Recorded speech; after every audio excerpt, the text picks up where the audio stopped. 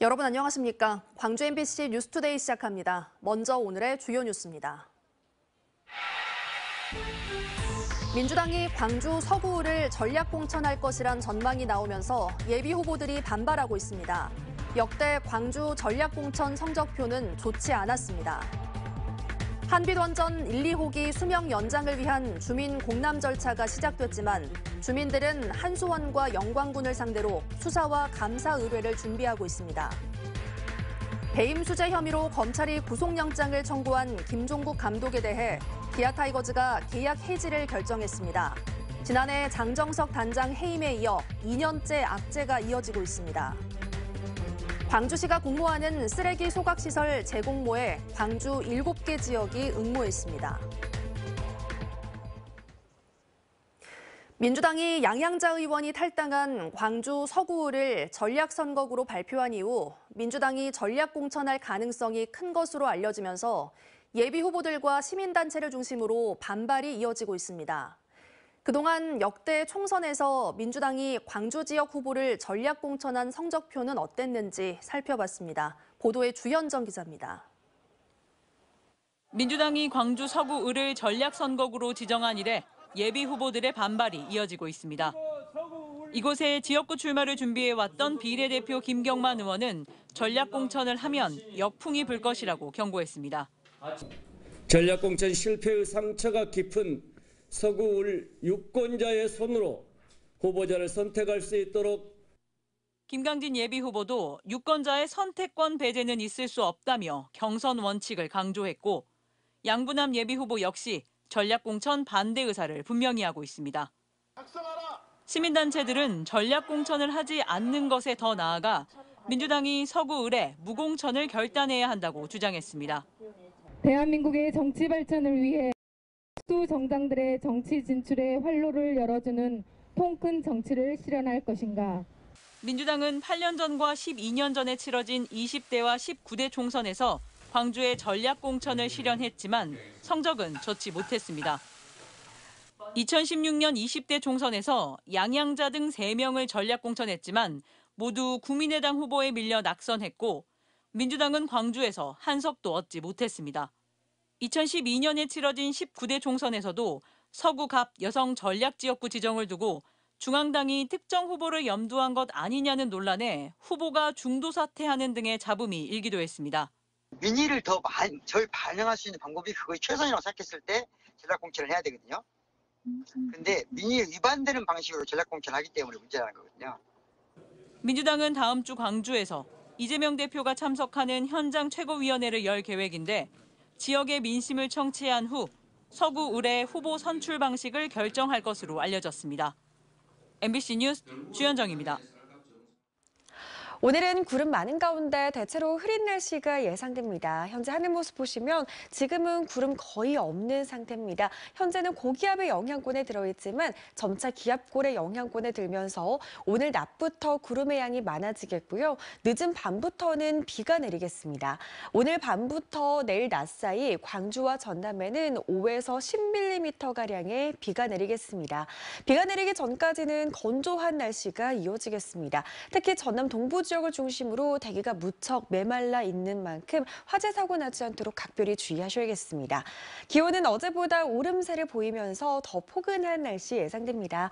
아침 기온 영하 2도 안팎으로 어제와 비슷한데요. 한낮 기온 무려 11도까지 오르면서 어제보다 5도가량 높은 기온 보이겠습니다. 날씨 정보였습니다. 한국수력원자력이 수명이 다 돼가는 한빛원전 1, 2호기의 수명 연장을 추진하고 있는데요. 여기에 꼭 필요한 주민 의견 수렴 절차가 지난주 우여곡절 끝에 시작됐습니다. 한수원이 공람 절차를 진행하지 않는 영광군을 상대로 행정소송을 내자 절차가 제기된 건데요. 하지만 주민들과의 갈등은 언제든지 불거질 수 있는 상황입니다. 임지은 기자가 취재했습니다. 한빛원전 1, 2호기의 추가 가동이 주변에 어떤 영향을 미치는지 분석하는 방사선 환경영향평가서. 영광군이 지난 25일부터 이 평가서에 대해 주민들의 의견을 모으는 공람 절차를 시작했습니다. 군청과 읍면사무소에서는 이렇게 주민들이 직접 와서 볼 수 있도록 방사선 환경영향평가서의 초안과 요약본 등이 비치돼 있습니다.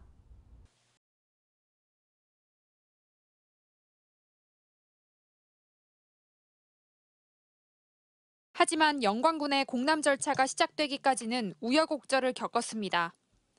한빛원전 인근의 4개 자치단체인 전남 영광군과 한평군, 전북 부안군과 고창군이 영향평가서 내용이 주민들이 이해하기에 지나치게 어렵다며 지난해 10월 공람 절차를 보류한 겁니다. 지역 주민이 이해할 수 있도록 작성을 하라고 한 부분이 있습니다. 지역 주민들이 전혀 알아들을 수 없고 이해할 수도 없는 그러한 내용이거든요. 급기야 한수원이 지난 17일 이들 4개 자치단체들을 상대로 행정소송을 냈는데 이 가운데 영광군이 공람 보류 결정을 철회하고 절차를 시작했습니다. 4개 자치단체 중에서 영광군만 공람 절차를 재개한 겁니다. 불복 신청을 할 수 있는 기간이 90일입니다.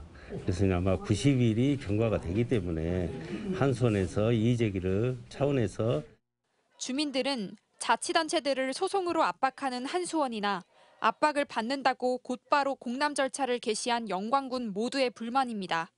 행정소송까지 하면서 어떻게든 강행을 하려는 이 모습 자체가 굉장히 안전 불감증 상태로 이 절차를 진행하고 있다라는 문제가 보이고요. 영광군의 공람 절차는 60일이 되는 3월 25일에 끝나고 이후에는 주민 공청 절차가 시작됩니다. 하지만 주민들과 환경단체들은 공람 절차의 적법성에 대해 한수원과 영광군을 상대로 관계기관에 수사와 감사를 의뢰하겠다는 등 반발하고 있어 앞으로의 절차가 순탄하게 진행될지는 알 수 없습니다. 한빛원전 1, 2호기의 수명 연장을 둘러싼 갈등이 본격화할 것으로 보입니다. MBC 뉴스 임지은입니다. 기아 타이거즈 김종국 감독에 대해 검찰이 구속영장을 청구했고 구단은 계약을 해지했습니다. 지난해 장정석 전 단장의 뒷돈 요구에 따른 해임 사태 이후 또다시 시즌을 앞두고 대형 악재가 터졌습니다. 보도에 송정근 기자입니다.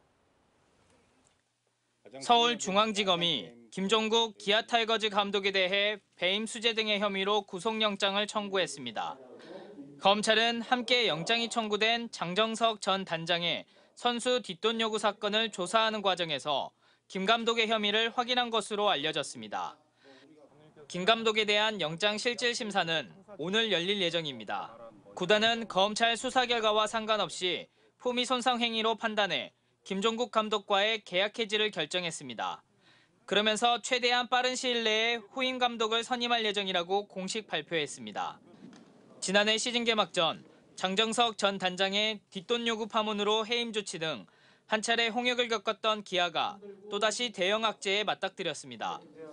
오늘 떠나는 호주 전지훈련 캠프는 일단 진가병 수속 코치 체제로 진행할 계획이지만 팀 전력 구상과 방향성을 결정해야 하는 중요한 시기에 감독의 사법 리스크로 인한 내상은 클 수밖에 없고 선수단 동요 등 내부 혼란도 다잡아야 하는 어려운 숙제도 맡게 됐습니다. 선수단 동요가 1도 없다고 하면 그거는 거짓말이겠지만 그래도 그 부분을 최소화하기 위해서 노력을 분명히 할 거고. 특히 지난 시즌 통합 우승을 한 LG의 대항마로서 탄탄한 전력을 갖춰 올 시즌에 대한 기대가 어느 해보다 높았던 터라 팬들이 느끼는 실망과 우려 역시 인기 구단인 기아가 감당해야 할 몫입니다. 프로야구 42년 역사상 사령탑 없이 전지훈련을 떠나는 초유의 사태를 맞은 기아 구단.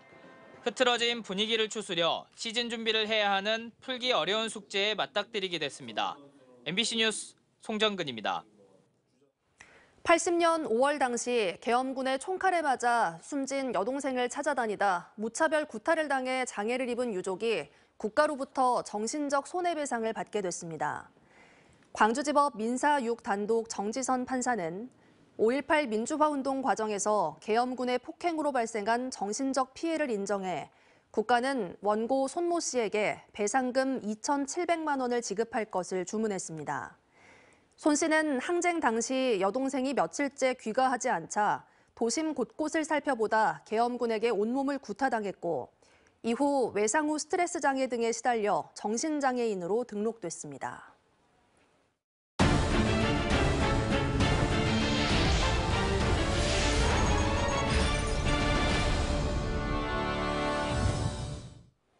순천대와 목포대가 공동으로 전남의과대학 유치에 나서기로 합의했는데요. 전라남도와 도의회는 환영하는 분위기지만 동북권을 중심으로 정략적 접근 방식에 대한 반대 분위기와 함께 총선 쟁점 이슈로 부상할 조짐까지 보이고 있습니다. 보도에 김주희 기자입니다. 순천대와 목포대학교가 최근 전남의대 공동 유치에 전격 합의했습니다. 후속 세부안 마련에도 본격 착수할 방침입니다. 순천과 목포에 부속병원을 각각 또 두고 그다음에 의과대학 자체는 순천대에 둘지 목포대에 둘지 아니면 양쪽에 다 둘지는 앞으로 이제 논의해서 결정해야 될 사항이고요.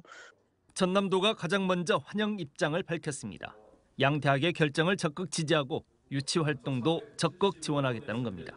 전라남도 온 도민의 30년 염원인 국립의과대학이 이번 기회에 반드시 유치될 수 있도록 최선의 노력을 다하겠습니다.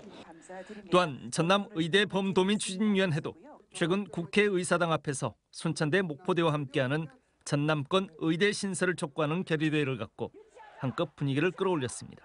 도민들과 상실감이 매우 큽니다. 이에 전라남도와 우리 범도민 추진위는 정부의대 정원 확대 계획에 전라남도 국립의대 신설이 반영되도록 총력을 기울이고 있습니다.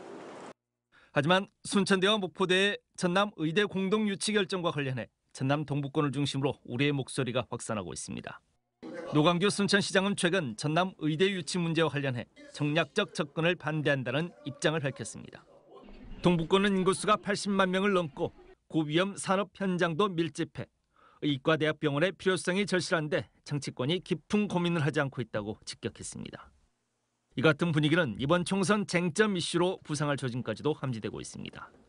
동북권 총선 출마를 선언한 예비 후보들은 전남 의과대학 유치가 정략적 판단보다 전략적 판단을 필요로 한 사안이라고 주장합니다. 전남 의대 유치가 성사되더라도 또다시 동서지역 갈등이 반복될 것이라고 주장하고 있습니다. 처음에 의대 유치야 가능할 수 있겠죠. 그러나 그 다음에 병원 문제가 또 발생할 거고, 병원은 그러면 목포 쪽에 둘 것이냐, 그렇지 않으면 순천 쪽에 둘 것이냐. 답보 상태인 전남의대의 성공적인 유치를 위해 순천대와 목포대가 합의한 공동 유치 전략. 하지만 자칫 예상치 못한 전남 지역 내 또 다른 소모적인 갈등 요인으로 작용할 수 있는 만큼 더욱 신중한 접근과 고민이 필요해 보입니다. MBC 뉴스 김주희입니다. 삼국시대부터 음식 저장 용기로 사용했던 옹기가 서서히 자취를 감추고 있는데요. 3대째 전통 옹기의 맥을 이어오면서 이제는 단순한 그릇을 넘어 옹기를 예술 작품으로 탄생시키고 있는 부자가 있습니다. 박종호 기자가 취재했습니다. 강진군 칠량면의 한 마을에서 3대째 전통 옹기를 만들고 있는 정영균 씨. 1980년까지 마을 전체가 옹기 제작과 판매에 매진할 정도로 왕성했지만 김치 냉장고와 플라스틱 상용화로 지금은 정 씨 일가 한 곳만 맥을 이어가고 있습니다. 만약에 안 예쁜다고 하면 내가 옹기 마을인지 어떻게 알겠어? 모르지 않아요. 그렇지. 그것이 와서서 그 맥맥이나 이어가자 함께 하다 보니까 우리 아들이 또 한다 함께. 네모난 판을 물레를 이용해 돌리면서 쌓아 올리는 전남 옹기의 특징인 쳇바퀴 탈인 방식으로 옹기를 빠르고도 견고하게 만들어내고 있습니다. 아들 정영균 씨는 국가무형문화재 96호인 아버지의 기법을 30년째 전수받으면서도 자신만의 새로운 방식을 도입했습니다. 전통은 고수하면서도 변화하는 환경에 적응하기 위해 옹기를 그릇을 넘어 작품으로 승화시키려는 겁니다. 백자 흙과 옹기 흙을 섞어 거대한 달 항아리 모양의 옹기를 만드는 등 작품화에 나섰습니다. 옹기의 장점은 크게 만들 수 있는 거예요. 다른 자기에 비해서.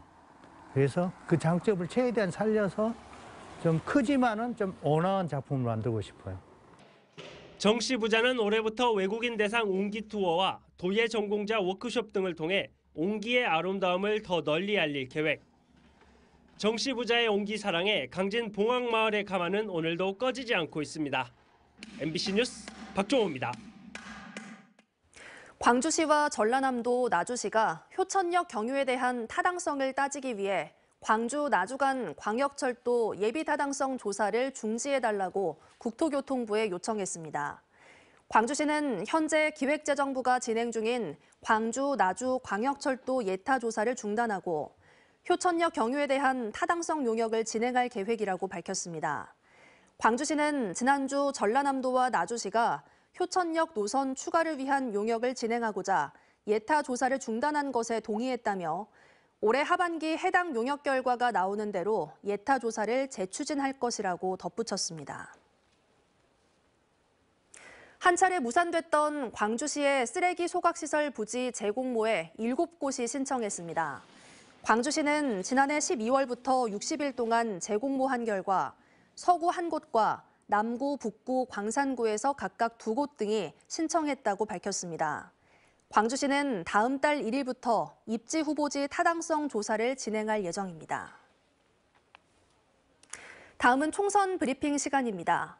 전남 담양 한평 영광 장성 지역구를 출마 준비 중인 민주당 박노원 후보는 영광과 한평을 중심으로 한 서해안 관광벨트를 조성하겠다고 밝혔습니다.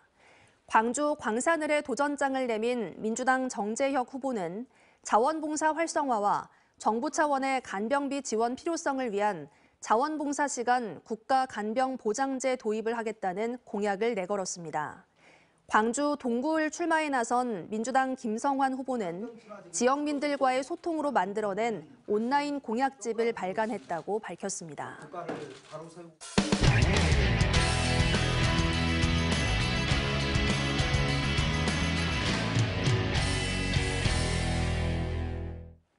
점점 늘어나는 농촌 빈집 현상은 지방 소멸과도 직결되는 문제인데요.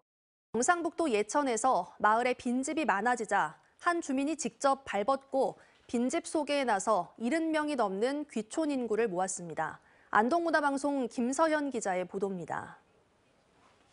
집 안팎에 폐기물이 마구잡이로 쌓여 있고 마당에는 잡초가 무성합니다. 아무도 찾지 않아 소리 없이 폐허가 돼가던 예천 시골 빈집. 사람의 손길이 닿자 넉 달 만에 몰라볼 정도로 아늑한 집으로 변했습니다. 마당에는 폐기물 대신 아궁이에 쓸 참나무가 쌓여 있습니다. 옛집의 뼈대는 살리고 볕이 잘 드는 너른 창과 크고 작은 식물을 뒀습니다. 서울에서는 집 하고 집 없는 사람이 너무 많고 근데 여기는 집이 있어도 이렇게 관심도 없고 저렇게 그냥 쓰레기 다 싸놓고 그래서 내가 정말 우리까지 서울에서 살아야 되나 싶어서 그냥 여기로 정하자 하고. 오래전부터 귀촌을 꿈꿔오다가 드디어 넉 달 전 서울살이를 접고 이곳에 정착한 김미주 씨 부부. 고향도 아닌 낯선 시골 빈집을 찾을 수 있었던 건 예천에 사는 한 주민이 올린 유튜브 영상 덕분이었습니다. 상당히 쓸만한 집입니다. 비워두기엔 너무 아까운 집이라서. 예천에서 나고 자란 김경만 씨는 4년 전부터 빈집을 소개하는 영상을 찍어 올려 집을 빌리겠다는 사람과 집주인을 연결해주기 시작했습니다. 별다른 수수료도 받지 않았습니다. 마을에 빈집이 늘면서 점점 쪼그라드는 고향이 안타까운 마음에 시작한 일이었습니다. 김 씨의 소개로 4년 만에 70명이 넘는 사람들이 예천 일대 빈집에 새 터전을 마련했습니다. 시골의 임대집의 그 임대료가 얼마 안 돼요. 1년에 뭐 50만 원? 얼마를 받을 거야, 근데. 적은 금액을 들여서 한번 살아보고 괜찮네, 이 동네. 요 단계를 거치고 싶은 거죠. 그래서 빈집 구하는 수요가 많습니다. 늘어나는 빈집은 빈집이 있는 마을 주민들에게도 큰 고민거리입니다. 30가구가 사는 예천군 오암리. 이곳도 빈집이 5집이나 되는데 그중 한두 집은 고쳐 살 만큼 괜찮다고 주민들은 말합니다. 살면 좋죠. 이 집은 조금 수리하면은 뭐 큰 수리는 안 해도 될 것 같아요. 연세 많으신 분들 돌아가시면 자식들이 잘 안 들어오려고 그래요. 지난 2022년 기준 전국의 빈집은 140만 호가 넘습니다. 이 중 경북은 12만여 호로 10집 중 한 집은 빈집인 걸로 조사됐습니다. 농촌의 그 빈집이 증가하면은 이제 이것이 농촌 공동화 현상이 발생할 수 있고 마을 공동체가 이제 점차로 파괴되는 한 원인이 될 수 있다. 하지만 지자체 정책은 대부분 지자체가 빈집을 매입해 고치거나 집주인에게 100만 원 선의 보조금을 지급해 집을 통째로 철거하는 데 그치고 있습니다. 조금 허름한 집이어도 한 10년 임대를 해주면 내가 와서 수리해서 살게. 지자체 내에서라도 빈집의 임대 현황을 발굴해서 올려놓고 그런 플랫폼을 만들면. 농촌 빈집 현상이 가속화하고 있는 가운데 지자체의 적극적인 대응이 요구됩니다. MBC 뉴스 김서연입니다. 강원도 철원군이 생활인구를 늘리기 위해 관광인프라 확보에 힘쓰고 있습니다. 올해는 한탄강을 한눈에 조망할 수 있는 횃불 전망대도 선보일 예정입니다. 춘천문화방송 이승현 기자입니다. 오는 5월 준공을 앞둔 철원 한탄강의 횃불 전망대입니다. 높이만 45m로 굽이치는 한탄강변에 우뚝 솟아 있습니다. 한탄강은 세계 지질공원으로 등재된 인류 자연유산입니다. 승강기를 타고 횃불 전망대에 오르면 그 한탄강 일대를 조망할 수 있습니다.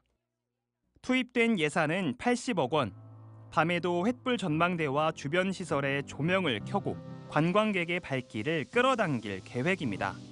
고석정 꽃밭과 저희 기존에 운영되고 있는 주상절리길과 같이 연계해서 많은 관광객이 오실 수 있도록 준비하도록 하겠습니다. 접경 지역인 철원군은 인구 감소와 각종 규제로 신음하고 있습니다. 그 때문에 발전이 더딘 상황에서 철원군이 주목한 것은 관광입니다. 관광으로 철원군에 머무는 체류 인구를 확보해 경제적, 사회적 위기를 극복하겠다는 겁니다. 실제로 가능성도 엿보입니다. 얼마 전 통계청은 체류하는 사람까지 인구로 보는 생활인구를 조사했습니다. 그 결과 철원군의 생활인구는 22만 명으로 집계됐습니다. 철원군 등록인구 4만 명의 5배에 달하는 규모입니다. 관광객을 더 많이 끌어당기는 데 약점은 지역의 열악한 교통 접근성. 구리포천 고속도로의 철원 연장을 추진하고 경원선 열차 운행의 조속한 재개에도 힘쓸 방침입니다. 700만이라는 그 관광객이 철원을 다녀가고 있어요. 아마도 가까운 시일 내에 한 1,000만 이상은 오지 않을까 하는 그런 생각입니다. 또 체류 인구 확보 방안으로 국제 스피드 스케이트장 유치에도 행정력을 집중하겠다고 밝혔습니다. MBC 뉴스 이승현입니다. 고속도로 보수공사를 할 때 차선 일부만 통제할지 전면 통제할지를 놓고 논란이 분분한데요. 도로공사가 강원도 남원주 나들목과 중앙고속도로 만종분기점 구간 보수공사를 전면 통제 방식으로 진행하기로 했습니다. 원주문화방송 황구선 기자입니다. 고속도로 보수공사 주민설명회가 열렸습니다. 이례적인 설명회는 여느 보수공사와 달리 고속도로 한쪽 방향을 전면 통제하기 때문입니다. 30년 된 중앙고속도로 원주에서 춘천까지 74km 전반에 걸친 보수공사가 내년까지 예정돼 있지만 한 차로씩 막는 게 아니라 모든 차로를 막는 건 강원도에선 처음입니다. 도로공사는 중앙고속도로에서 가장 통행량이 많은 이곳 남원주 IC에서 춘천 방향 만종 분기점까지 전면 통제에 나설 방침입니다. 남원주 IC부터 만종 분기점 6km 구간에서 일부 통제를 하면 공사비는 52억 원이 들고 82일이 걸리지만 전면 통제의 경우 20억 원이 절감되고 공사 기간도 열흘로 줄일 수 있다는 겁니다. 춘천 방향을 성공적으로 끝내면 문제점을 보완해 부산 방향도 실시한다는 계획입니다. 부분 통제 방식의 공사 시행 시 2달 이상으로 늘어나 공사 소음과 교통 혼잡 등 남원주 IC 인근 주민들의 불편은 장기화가 될 것입니다. 전면 통제가 성사된다면 춘천 방면으로 가려면 국도 5호선을 우회해 횡성 IC를 이용하도록, 영동고속도로 인천 방향은 국도 42호선과 문막 IC, 강릉 방향은 국도 5호선을 타고 원주 IC를 이용하도록 안내하고 경찰 등과 협의해 교통신호도 일부 조정한다는 계획입니다. 도로공사는 지난해 중부고속도로 충북 오창에서 남이 분기점까지 18km 보수 공사가 전면 통제 상태에서 시행됐는데 일부 통제였다면 72일 걸릴 공사가 닷새 만에 큰 무리 없이 마무리됐다고 밝혔습니다. 하지만 막상 공사가 시작되면 기상 악화와 민원 폭증 등 여러 변수가 나올 수 있어 주민 불편을 최소화하도록 철저한 사전 대비가 필요하다는 목소리도 여전합니다. 긍정적인 면도 있지만 철저하게 준비를 잘 하셔가지고 뭐 여러 사항들이 발생할 텐데 그거에 대한 것도 대비를 하셔야 될 것 같습니다. 원주시는 일단 최대한 빨리 공사를 끝낼 수 있는 도로공사의 전면 통제 방안을 긍정적으로 검토하고 있습니다. 도로공사는 주민 여론 수렴과 관계기관 협의를 통해 3월까지는 공사 방법을 확정하겠다고 밝혔습니다. MBC 뉴스 황구선입니다. 다음은 희망 2024 나눔 캠페인에 성금을 보내주신 분들입니다.